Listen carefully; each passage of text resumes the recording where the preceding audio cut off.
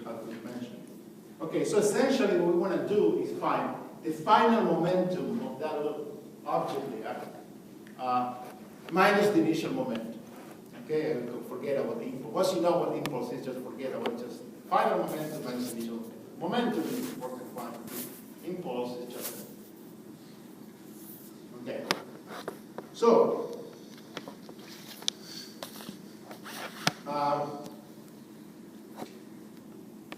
let's see if we can solve the problem without writing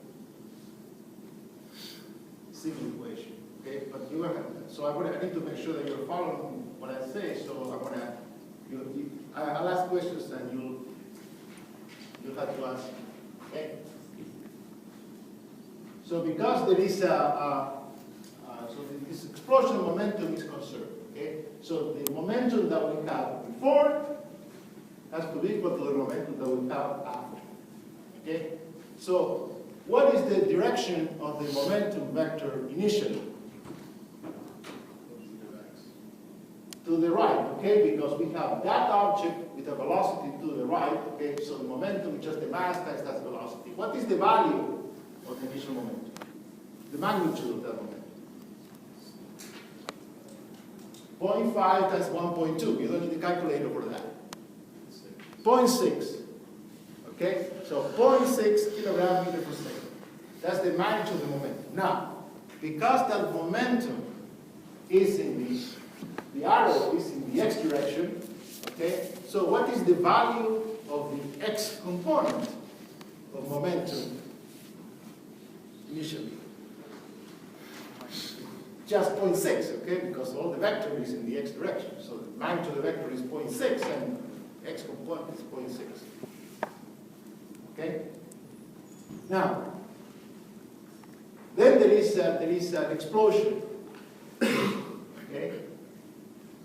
In the explosion, there are two fragments. Okay? This fragment that is coming down has momentum. And the other fragment that is flying off at an angle also has a momentum. But the sum of the two momenta has to be equal to this momentum. Okay, now, if we look at the piece going down, what is the x component of the momentum of the piece going down? 0. Okay? So whatever x momentum we have here, which was 0.6, now has to be carried by fragment 2, because it's the only one who is moving partially in the x direction. So, what is the x component of the final momentum of fragment 2? 0.6. Okay, we have half of the problem. Okay? So now we know for the 0.8 mass, we know that the final x component of the momentum is 0.6. Okay? We solve the problem if we find the initial component, because the impulse is the final minus the initial. Okay? And here is where there is a little trick in the problem. Okay? So where is that 0.8 mass initially? Where is that 0.8 mass here?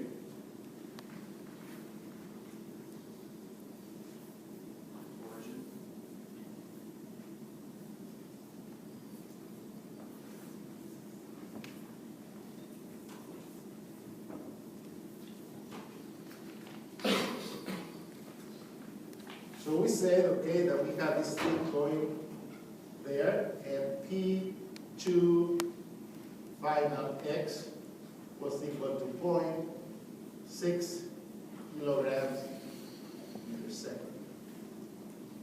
Okay? Now this was, okay, sorry, this was this thing, okay? Not the starting point in my now. When we have the object here, okay, we have this thing going here with 0.5 meters per second. So where was this fragment 2? Where was this fragment 2 when it was here? It was a part of this object. Okay, so it was sort of like this here.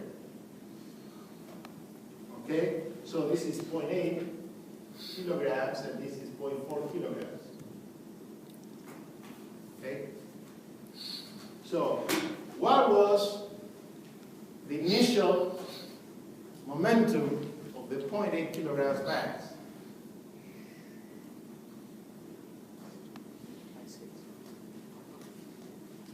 0.6 is the initial momentum of the entire thing.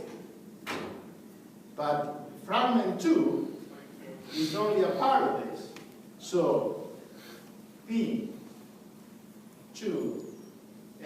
initial is, by definition, the mass of 0.8, which is 0.8 kilograms, times its speed.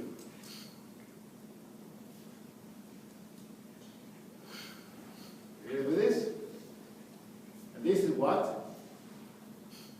This is 0.4 kilograms meter second. So the x component of the impulse is P2 final x minus P2 initial x. This is 0.6 kilograms meter second minus 0.4 kilograms meter second. This is 0.2 kilograms.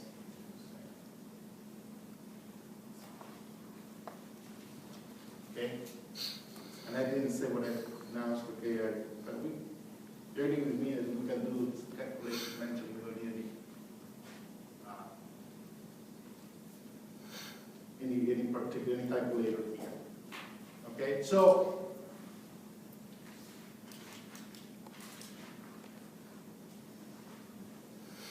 this problem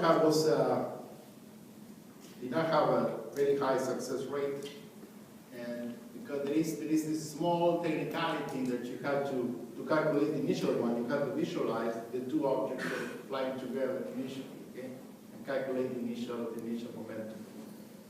But I think it's a nice illustration of momentum conservation.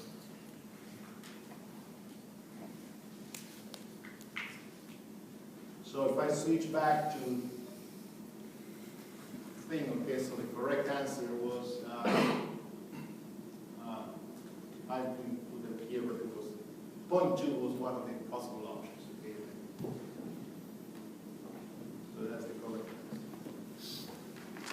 Okay. Let me do another one, okay, that troubles a lot of people.